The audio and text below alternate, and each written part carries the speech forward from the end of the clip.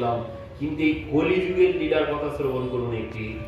ভগবান কলিযুগেও লীলা করে। কলিযুগে ভগবান লীলা করছেন কোথায়? সেই পান্ডারপুর মহারাষ্ট্রে। পান্ডারপুরে পান্ডারীনাথ লীলা করছেন কেমন দেখুন। মহিয়ন্তী সুরয়, মানে দেবতারা মোহিত হয়ে যান, সবাই তার লীলায় মোহিত হয়ে যায়। তার লীলা বোঝা বড় ভার, তার লীলা সহজে বোঝা সম্ভব নয়। কি করেছেন? পান্ডারপুরে একজন দেবী ছিলেন, দেবী নন, তিনি বেশ্যা ছিলেন পান্ডারপুরে। এখন তিনি খুব বড় আবার পান্ডারীনাথের ভক্ত, কিন্তু তিনি বেশ্যা, সবাই তাকে জানে, সবাই তাকে চেনে, সবাই তার কাছে যায়। তো এই জন্যে সে মন্দিরে আসে খুব সন্তর্পণে, যাতে কেউ তাকে চিনে না ফেলে। সে নিজেকে ঢেকে প্রভুর কাছে আসেন। তো এসে বলেন, প্রভু আমার তো তোমাকে দেওয়ার কোনো কিছু নেই, তোমাকে দেওয়ার কোনো কিছু নেই, আমি মহাপাপিনী, পাপ কার্য করাই আমার কাজ, পাপে লিপ্ত থাকাই আমার কাজ। তো প্রভু আমার তো দেওয়ার কোনো কিছু নেই, আর আমার একমাত্র একটি বিষয় আছে তোমাকে দেওয়ার। সেটি কি? সেটি হচ্ছে নাচতে পারি আমি খুব ভালো, তার কাছে সবাই নাচ দেখতে যায়। তো বলছেন, প্রভু এই নাচ আমি তোমাকে দেখাতে পারি, কিন্তু কেউ তো তাকে নাচতেই দেবে না, মন্দিরে তাকে কেউ নাচতেই দেবে না, কারণ বেশ্যা, সবাই তাকে জানে, সবাই তাকে চেনে। তো বলছেন, প্রভু আমি তো তোমাকে এসে নাচ দেখাতে পারবো না। যেমন নামদেবজির মনে ভাবনা জেগেছিল যে প্রভু আমি তোমার কাছে প্রত্যেক দিন আসি, তুমি একদিন যেতে পারো তো আমার বাড়িতে, তুমি তো একদিন আমার বাড়িতে যেতে পারো। তো ঠিক এনার মনে ওই বাসনা, প্রভু আমি তো তোমার কাছে এসে নাচ দেখাতে পারবো না, তো তুমি যেও আমার নাচ দর্শন করতে আমার ঘরে, আমার ঘরে তুমি নাচ দর্শন করতে যেও, আর আমি প্রত্যেক দিন তুমি আসবে এই আশাতেই সেজে বুঝে আমি আমার খদ্দেরকে নাচ দেখাবো, আর আমি ভাববো যে তুমিও ওর মধ্যে আসবে আমার নাচ দর্শন করতে। তো এইভাবে সে প্রত্যেক দিন ভগবানের উদ্দেশ্যে, দর্শকের উদ্দেশ্যে নয়, ভগবানের উদ্দেশ্যে সেজে বুঝে প্রত্যেক দিন সবার সম্মুখে নাচতে শুরু করেন। এই যে প্রত্যেক দিন প্রভু তুমি কবে আসবে, প্রভু তুমি কবে আসবে, প্রভু তুমি কবে আসবে আমার নাচ দর্শন করতে। এবার কি হয়েছে? সেখানে একজন ভক্ত ছিলেন, ভক্তের নাম হচ্ছে ভক্ত পুরন্দর দাস। ভক্ত পুরন্দর দাস, এবার ভগবান কি করেছেন, এই পুরন্দর দাস এমন প্রভাবশালী ভক্ত ছিলেন, পান্ডারপুরে এক সময়ে এমন হয়েছিল, এই ভগবানকে মানে পান্ডারীনাথকে প্রণাম করে সবাই, আর এই পুরন্দর দাসকে সবাই প্রণাম করে। কেন? পুরন্দর দাস যদি মন্দিরে আসেন, মানে ভগবান ভক্তকে পেলে যে কত আনন্দ পান, মন্দিরে পুরন্দর দাস গেলেই ভগবান হাসতে শুরু করেন। ভক্তরা যারা দাঁড়িয়ে থাকেন তারা দেখেই অবাক হয়ে যায়। আগে অত মুখের মধ্যে অত চাকচিক্য দেখা যেত না, যেই পুরন্দর দাস পিছনে এসে, সবার পিছনে এসে দাঁড়াবেন, সঙ্গে সঙ্গে ভগবানের মুখ থেকে যেন দিব্য জ্যোতি প্রকাশ বের হতে শুরু করে। মানে ভগবান এত খুশি হয়ে যেতেন ওনাকে দর্শন করলে। আর কি হতো, মানে পূজারীকে সবাই জিজ্ঞাসা করতো, এই মানে একটু আগেই তো ভগবানের মুখে এমন ছিল না, এমন পরিবর্তন কি করে হলো? ব্রাহ্মণ পূজারীও জেনে গেছেন যে তার ভক্ত এসে গেছে। কোন ভক্ত এসেছে? বলছেন ভক্ত পুরন্দর এসেছে। তার জন্য ভগবান প্রসন্ন হয়েছেন, এই জন্য চোখে মুখে ভগবানের এত জ্যোতি নির্গত হচ্ছে। তো এইভাবে পরবর্তীতে কি হলো, ইনার নাম সমস্ত পান্ডারপুরে ছড়িয়ে গেছে।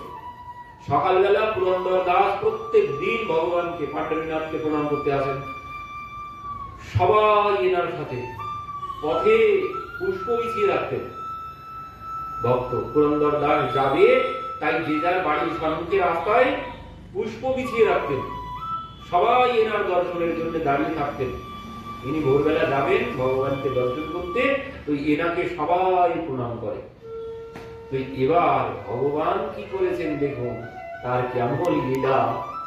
ভগবান কি করেছেন, এই ভক্তের যখন সমস্ত পাণ্ডবপুরে চারিদিকে খ্যাতি ছড়িয়ে গেছে, ভগবান কি করেছেন, এই ভক্তের রূপ ধারণ করেছেন, এই পুরন্দর দাসের রূপ ধারণ করেছেন, করে গেছেন কোথায়, ওই নাচ দেখতে। ভগবান নাচ দেখতে চলে গেছেন পুরন্দর দাসের রূপ ধারণ করে। এবার সেখানে যারা প্রত্যেক দিন যায়, এরা মানে সবাই জানে পাণ্ডবপুরে এনার মতো ভক্ত আর কেউ নেই, সবাই চেনে পুরন্দর দাসকে। এবার সেখানে যারা যারা গিয়ে উপস্থিত হয়ে আছে, তারা তো সব দেখে অবাক, তারা সব দেখে অবাক, ইনি এখানে, এনার পাঠ শুনতে যায় আমার পত্নী প্রত্যেক দিন সন্ধ্যেবেলা, ইনি এখানে, আসলে তাহলে বাইরে ভক্ত হলে কি হবে, আসলে তাহলে এই রূপ। এবার সবাই তো অবাক, সেখানে ইনি বসে বসে নাচ দেখছেন। এবার নাচ যখন শেষ হয়েছে, তখন তো সবাই হাততালি দিচ্ছে, তখন সবাই হাততালি দিচ্ছে উঠে দাঁড়িয়ে। ইনি তখন কি দেই হাততালি দিচ্ছেন আর ভাবছেন কি দেব কি দেব। তখন কি করেছেন, ওই হাতের থেকে একটি বালা খুলে তার হাতে দিয়ে দিয়েছেন, বেশ্যার হাতে দিয়ে দিয়েছেন। এবার দিয়ে যখন নাচ বিশ্রাম বন্ধ হয়ে গেছে, এবার যারা প্রত্যেক দিন আসে বলছেন আগামীকাল আসবেন, আগামীকাল আরো ভালো ব্যবস্থা থাকবে। সবাই এবার এনাকে নিয়ে হাসি ঠাট্টা মজা করতে শুরু করেছে, যে আগামীকাল আসবেন, আগামীকাল এর থেকে ভালো ব্যবস্থা থাকবে, আগামীকাল আগে আগে তাড়াতাড়ি চলে আসবেন। এবার ইনি তো চলে এসেছেন। এবার কি হয়েছে, সকালবেলা মন্দিরের পুরোহিত যখন গিয়ে মন্দির খুলেছে, তখন খুলে দেখছেন যে পাণ্ডরীনাথের হাতে ওই মোটা মোটা চুড়ি, দুই হাতে দুই হাত, ওই এক হাতে নেই, গেল কোথায় গেল কোথায়। চারিদিকে এবার সবাই প্রচার হয়ে গেছে, ভগবানের হাতের একটি বালা চুরি হয়ে গেছে। এবার ওই যে যারা গিয়েছিল রাত্রি, তারা তো সব দেখেইছে, ওই বালা দিয়েছে বেশ্যাকে পুরন্দর দাস। এবার সবাই বলতে শুরু করেছে, সবাই ছুটতে শুরু করেছে, মন্দিরে সবাই এসেছে, বলছেন জানেন আপনাদের ভগবানের হাতের বালা কোথায়, কোথায়, কে চুরি করেছে, বলছেন ওই বেশ্যার কাছে গেলেই পেয়ে যাবেন। বেশ্যার কাছে, বেশ্যা চুরি করেছে, যে না না বেশ্যা চুরি করেনি, তাহলে চুরি করলো কে, বলছেন চুরি যে করলো তার যদি নাম বলি পূজারী মহাশয়, আপনার পায়ের তলায় মাটি থাকবে না, আপনার পায়ের তলায় মাটি থাকবে না। কে চুরি করেছে, বলছেন চুরি করেছে ওই যাকে সবাই বড় ভক্ত মানে সেই পুরন্দর দাস, সেই পূজা মানে চুরি করেছে, চুরি করে কাল রাত্রে নাচ দেখতে গিয়ে বেশ্যাকে দান করে এসেছে। আপনি একবার গিয়ে দেখুন, যদি আমি মিথ্যা বলে থাকি আমার কান কেটে দেবেন, আমার নাম বদলে নাম রেখে দেবেন। এই কথা শ্রবণ করে পূজারী সোজা বেশ্যার ঘরে গিয়ে উপস্থিত। বেশ্যা তো পূজারীকে দেখেই প্রণাম দণ্ডবত করেছেন, কি ব্যাপার পূজারী মহাশয় আপনি আমার এখানে, বলছেন আগামী গতকাল রাতে তোমার কাছে কি পুরন্দর এসেছিল, সে কি মানে হাতের বালা দিয়ে গেছে, ভগবানের হাতের বালা। তখন বলছেন হ্যাঁ, ওই দেখি সঙ্গে সঙ্গে বার করে এনে দিয়েছেন। এবার তো চারিদিকে সমস্ত মানে এই বিষয় সুনাম ছড়াতে দেরি হয়, কিন্তু দুর্নাম ছড়াতে মোটেই দেরি হয় না। সঙ্গে সঙ্গে সমস্ত পাণ্ডবপুরে প্রভাতেই একদম সমস্ত পাণ্ডবপুর ছড়িয়ে গেছে যে এই ঘটনা। এবার কি হয়েছে, সকালবেলা তিনি তো যান প্রত্যেকদিন ঘরের সম্মুখে ফুল বিছিয়ে রাখে, ভক্ত আসবে সবাই প্রণাম করতে আসে, পথ দিয়ে গেলে সবাই দৌড়িয়ে এসে প্রণাম করে। আর আজ আর কেউ বাইরে আসে না। উনি ভাবছেন কি ব্যাপার, ভক্তরা সব গেল কোথায়। উনি যেমন প্রত্যেক দিন যান, ওনার সময় উনিও ঠিক বেরিয়েছেন। এবার উনি তো দেখছেন কি ব্যাপার, প্রত্যেক দিন এত ভক্ত আসে, কোনো ব্যাপার নেই, আজ একদম রাস্তা ফাঁকা কেন, কোনো ভক্ত নেই কেন, কি হলো। ইনি তো কোনো কিছু জানেন না, ইনি ওনার মতো চলেছেন। এবার ওই সবাই বাড়ির ভিতর থেকে দাঁড়িয়ে দাঁড়িয়ে দেখছে। দুই একজন এবার না থাকতে পেরে বলছেন, পুরন্দর দাসজি, গতকাল রাতে যা হয়েছে আপনি বলুন সব মিথ্যা। তিনি বলছেন, কি হয়েছে? না, আপনি বলুন সব মিথ্যা, গতকাল রাতে যা হয়েছে সব মিথ্যা, আমরা যেন স্বপ্ন দেখেছি, আপনি বলুন। এবার ইনি তো কোনো কিছু বলছেন না, এরাও কোনো কিছু খুলে বলছেন না। ইনি বলছেন, ও সব পাণ্ডরীনাথ সব ঠিক করে দেবে, তোমাদের কোনো চিন্তা করতে হবে না, তোমরা কোনো দুশ্চিন্তা করো না, পাণ্ডরীনাথকে জানাও, সে সব ঠিক করে দেবে। এনারা যে কি বলতে চাইছেন ইনি কোনো কিছু বুঝতে পারছেন না।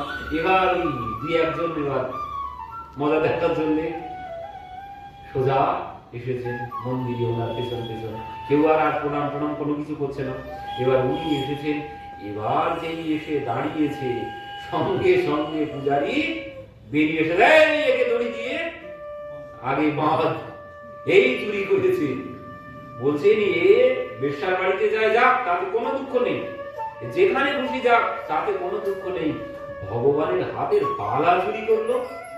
এই জন্য বলেন, এ যদি অন্য কোনো কিছু করতো তাতে কোনো সমস্যা আমাদের নেই, তো যেখানে খুশি যাক, আমাদের কোনো অসুবিধা নেই, কিন্তু ভগবানের হাতের বালা চুরি করলে এত বড় সাহস, এর কি করে হয়?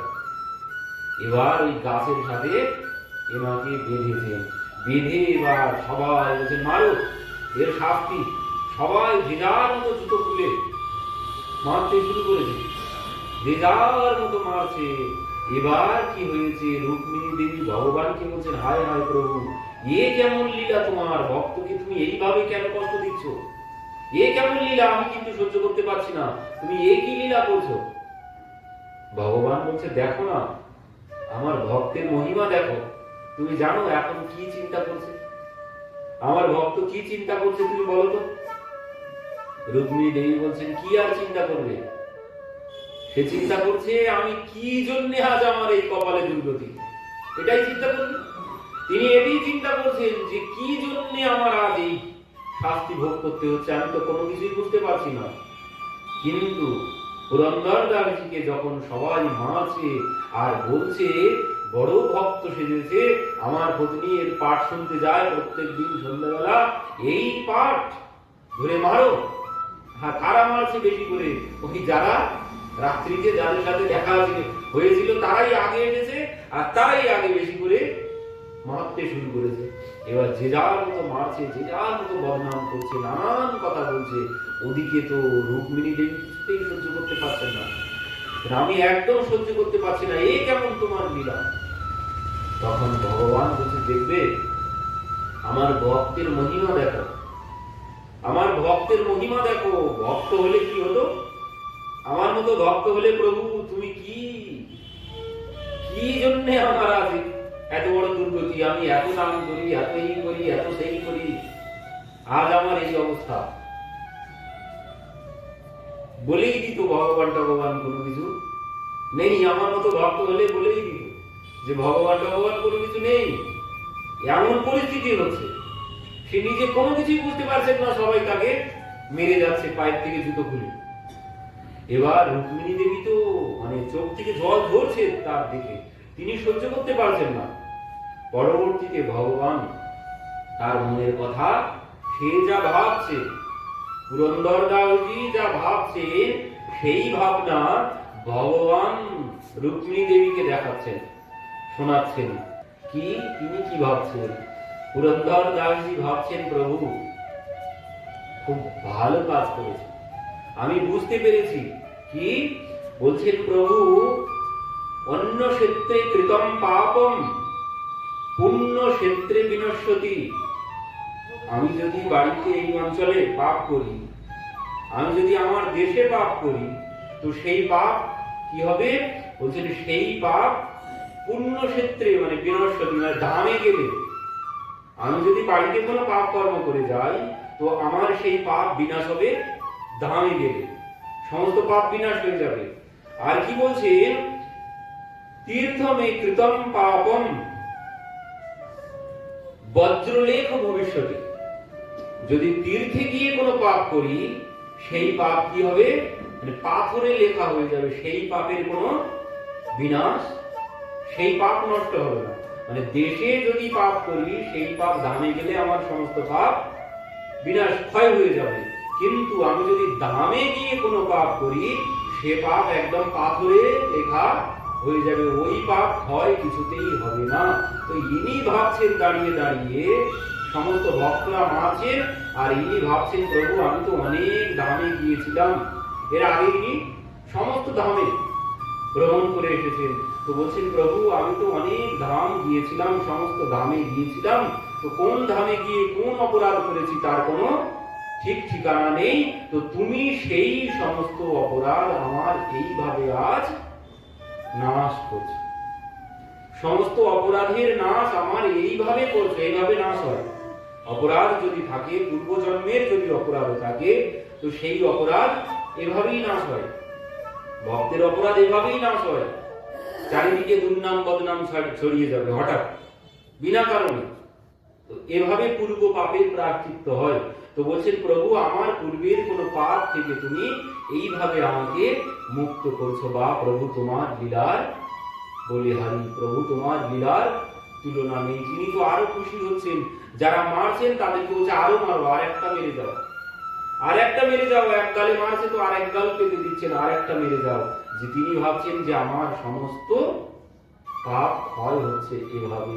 রুক্মিণী দেবী এই কথা শ্রবণ করে তার এই ভাবনা যখন জানতে পারলেন, প্রভু যখন জানালেন, রুক্মিণী দেবী আর চোখের জল ধরে রাখতে পারছেন না। এমন সময় বলছেন প্রভু আর আমি সহ্য করতে পারছি না, ভক্তির উপরে এত অত্যাচার আমি সহ্য করতে পারছি না, তুমি এক্ষুনি ব্যবস্থা করো। ভগবান সবাই এইভাবে মারছে, তখন আকাশবাণী সাবধান, পাণ্ডরীনাথ বলে উঠেছেন মন্দিরের ভিতর থেকে, যেন আকাশবাণীর মতো শব্দ শোনা গেল, সাবধান, চারিদিকে সবাই সাবধান হয়ে গেছে। তখন পাণ্ডরীনাথের দিকে সবার নজর গেছে, ভগবান বলছেন দেখো তোমরা আমার ভক্তকে এভাবে কষ্ট দিও না, যা যা হয়েছে সব আমিই করেছি, সব আমি করেছি। কেন? ভক্তরা জিজ্ঞাসা করছেন প্রভু তুমি কেন এইভাবে এমন লীলা করলে? বলছেন আমি এই লীলা এই জন্যে করেছি, একসাথে এক ঢিলে দুই পাখি, আমার দুই ভক্তের কাজ আমি একসাথে সমাধান করেছি। এনার মনে যে মানে চারিদিকে যে প্রতিষ্ঠা, সমস্ত পাণ্ডবপুর বাসী এনাকে প্রণাম করতো, তো এনার যে প্রতিষ্ঠা, সেই প্রতিষ্ঠা ভিতরে কোনো প্রতিষ্ঠার জন্য ভিতরে কোনো অহংকার এসেছে কিনা সেটা দেখার জন্য এই লীলা। আর দ্বিতীয় কারণ ওই যে নাচ দেখানোর জন্য যিনি বসে আছে, প্রভু তুমি কবে আমার নাচ দেখতে আসবে, কবে তুমি আমার নাচ দেখতে আসবে? তো আমি যদি এই স্বরূপে যাই তার নাচ দেখতে, সে কি নাচতে পারবে? সে কোনোদিন নাচ দেখাতেই পারবে না। এই জন্য আমি কার রূপ ধারণ করি, কার রূপ ধারণ করি ভেবে না পেয়ে আমি ওই আমার ভক্তের রূপ ধারণ করে আমি আমার ওই ভক্তের নাচ দেখতে গিয়েছিলাম। তো এই হচ্ছে ভগবানের লীলা। ভগবান এভাবেই লীলা করেন, তার লীলা বোঝা বড় ভার। ভগবানের লীলা বোঝা বড় ভার। যদি কোনো কষ্ট আসে তো ভক্তের কর্তব্য এটাই, প্রভু তুমি আমার পূর্বের পাপ নাশ করছো, এই ভাবনা রাখতে হবে। আর যদি ভাবি এত নাম করলাম, এই করলাম, সেই করলাম, আজ এই পরিণাম, তাহলে তুমি এখনো কোনো ভক্তের মধ্যেই পড়নি। যিনি ভক্ত হবেন তিনি সর্বক্ষণ ধৈর্য হারালে চলবে না। আরো এখন যা হচ্ছে এর থেকে আরো খারাপ হবে, আরো খারাপ হতে পারে, তার জন্য সর্বক্ষণ প্রস্তুত থাকতে হবে। তার জন্য ভগবানকে দোষ দিলে হবে না। প্রভু তুমি সব আমার পূর্বের পাপ ক্ষয় করছো। তো এইভাবে এই ভাবনা কখন আসবে? বলেন এই ভাবনা তখনই আসবে যখন ওই উপাসনার মধ্যে সর্বশ্রেষ্ঠ উপাসনা কি? উপাস্যের মধ্যে কোন উপাস্য প্রধান? শ্রেষ্ঠ উপাস্য যুগল রাধা কৃষ্ণ নাম। যিনি নাম নিষ্ঠ হতে পেরেছেন, যিনি সর্বক্ষণ নাম আশ্রয় করে থাকবেন, একমাত্র তিনি, তার মধ্যে এই ভাব আসা সম্ভব। তা না হলে এই ভাব আসবেই না। যিনি নাম আশ্রয় করেছেন, সর্বক্ষণ যিনি নাম আশ্রয় করেছেন তাকে এইভাবে পরীক্ষা দিতে হবে। আর যিনি ওই একটু আধটু যাও করে পার হয়ে যাওয়ার জন্য, ওতে কোনো কাজ হবে না। যিনি সম্পূর্ণরূপে নাম আশ্রয় করেছেন তার পরীক্ষা এভাবেই হবে। আর তিনি যদি ওই পরীক্ষায় ফেল করলে চলবে না, প্রভু যা কিছু হচ্ছে আমারই কর্মের ফল, এতে কাউকে কোনো দোষ দিয়ে কোনো লাভ হবে না। তো কখন পারবো, কাউকে দোষ কখন দিতে পারবো না যে আমার কিছু হলেই আমি বলবো এর জন্যই হয়েছে, তার জন্যই হয়েছে। এইভাবে না বললেন, যিনি নাম আশ্রয় করে থাকবেন, যিনি সম্পূর্ণরূপে নাম আশ্রয় করেছেন, তিনি কোনোদিন কাউকে দোষ দেবেন না।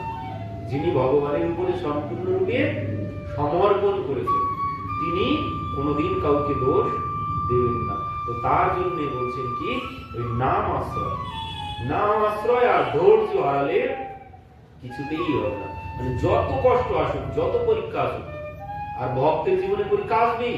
কারণ উপরের ক্লাসে উঠতে গেলে পরীক্ষা, ধাপে ধাপে পরীক্ষা দিতে হবে। উপরের ক্লাসে যদি উঠতে চাই পরীক্ষা দিতে হবে। আর যদি পরীক্ষায় কোনো কিছু না আসে, বুঝবে যে এখন আমি স্কুলেই ভর্তি হইনি। যদি কোনো পরীক্ষাই না আসে, বুঝতে হবে এখনো আমার নাম ওঠেনি খাতায়, স্কুলের খাতায় এখনো নাম ওঠেনি। যখন দেখবেন যে একের পর এক ধাক্কা আসছে সম্মুখে, বুঝতে হবে যে আমার পরীক্ষা হচ্ছে। ভুলে গেলে চলবে না, ধৈর্য হারালে কিছুতেই চলবে না। তো এমন ভাবে ভগবান পরীক্ষা নেন, তার লীলা অত সহজে বোঝা যায় না। বলছেন মুহ্যন্তি অসুরয়, সমস্ত দেবতাগণ তার লীলায় সবাই মোহিত হয়ে যান। কি বলছেন, তেজ বারি মৃদম যথা বিনিময় যত্র স্বর্গম মৃষা। তেজ বারি মৃদম, তার মধুর বাঁশির লীলা শ্রবণ করলে বলছেন কি, ওই তেজ শান্ত হয়ে যায়। তার বাঁশি, তার লীলা কথা, তার বংশী মাধুর্য, তার লীলা মাধুর্যে কি হয়, বলছেন সমস্ত তাপত্রয় বিনাশায়। তো সমস্ত তাপ বিনাশ হয়ে যায়। আরো কি হয় বলছেন, তেজ বারি মৃদম যথা বিনিময়, বলছেন ওই ভগবানের বাঁশির ধ্বনিতে গোবর্ধন বলে, পাথর বলে জল হয়ে যায়। যমুনা জল জমে বরফ হয়ে যায়, মানে পাথর বলে জল হয়ে যায়, আর